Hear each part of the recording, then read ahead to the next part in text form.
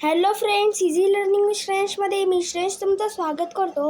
आज आपण शिकणार आहोत standard 3 English lesson a school teacher's thought. चला तर मग एवढं स्टार्ट करूया.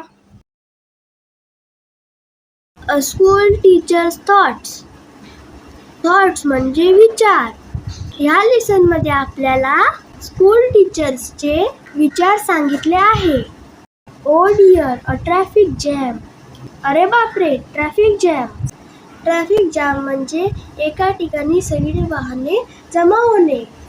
त्याला वाहतूक कोंडी सुद्धा म्हणतात. Will I reach late? मी उशिरा पोहोचेन का? Children will wonder why I haven't turned up. मुलांना आश्चर्य वाटेल मी अजून का नाही आली. I wish I could have started a little earlier today. मी आज लवकरच सुरुवात करायला हवी होती. But how?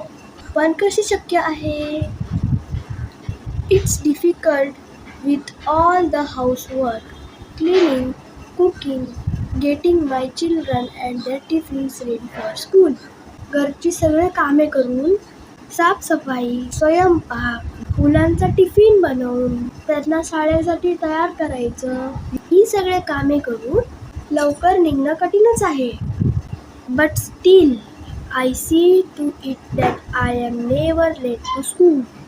पण तरीही मी स्कूलला जायला उशीर होणार नाही यासाठी प्रयत्न करते. I wonder if students know that teachers have homework too. मला आश्चर्य वाटतं, शिक्षकांना सुद्धा होमवर्क म्हणजेच गृहपाठ असतो हे जर विद्यार्थ्यांना समजलं तर. Correcting their notebooks, test papers, planning how to make their lesson interesting and happy. मुलांचे नोटबुक चेक करणे, त्यांचे परीक्षेचे पेपर्स चेक करणे, त्यांचे लेसन्स इंटरेस्टिंग अँड हॅपीली कसे शिकवता येतील याचे प्लॅनिंग करावे लागते. It's not easy to keep so many children busy in their work. सगळ्या मुलांना त्यांच्या कामात बिझी ठेवणे सोपे नसते. They seem so restless. हे सर्व अस्वस्थ करण्यासारखे आहे. रेस्टलेस म्हणजे बेचैन, अस्वस्थ. In class half my time is spent in solving their little problems, queries. वर्गामध्ये माझा अर्धा वेळ तर त्यांच्या छोट्या छोट्या समस्या, भांडणे सोडवण्यातच जातो.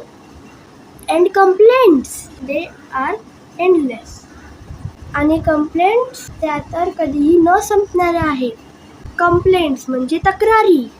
नाव don't think I am complaining. आता मी तक्रार करते आहे असंही समजू नका. नॉट ॲट ऑल, अजिबात नाही. I love all the children in my class. मी माझ्या वर्गातील मुलांवर खूप प्रेम करते. I think of them all the time. मी सतत त्यांचाच विचार करत असते. How eager they are to show me what they do. Eager म्हणजे उत्सुक असणे. ते जे काही करतात ते दाखवण्यासाठी किती उत्सुक असतात. How happy they look when I praise their work. जेव्हा मी त्यांच्या कामाची प्रशंसा करते तेव्हा ते खूप खुश दिसतात. प्रेज म्हणजे प्रशंसा करणे, तारीफ करणे. They depend on me so much. ते माझ्यावर खूप अवलंबून असतात. डिपेंड ऑन म्हणजे अवलंबून असते. That is why even when I am not well I don't feel like missing school.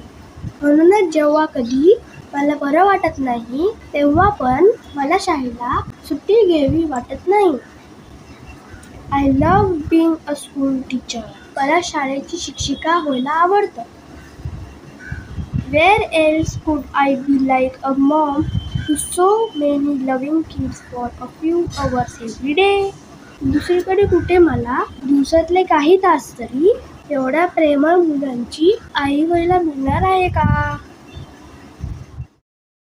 तर फ्रेंड्स, तुम्हाला व्हिडिओ कसा वाटला ते मला नक्की कमेंट करून सांगा. आणि माझ्या या व्हिडिओला लाईक करा, शेअर करा, सबस्क्राईब करा आणि बेल आयकॉन प्रेस करायला विसरू नका. Thank you friends, bye bye.